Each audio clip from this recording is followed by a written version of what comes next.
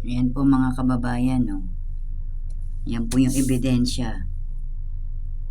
4:30 AM na po ngayon, October 25, Biyernes.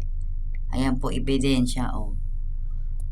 Kagabi pa po ako nag-aantay ng tubig na dapat po 10 o'clock pa lang may tulo na.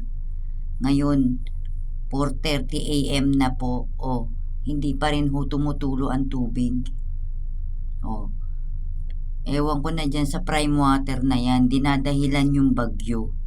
Wala namang sira yung pumping station na sumasakop dito sa area ko eh. Oh, wala namang kinalaman yun.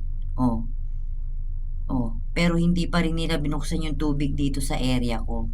Oh, ayan po ebidensya. Oh, oh, bakit kailangang gamiting dahilan ng bagyo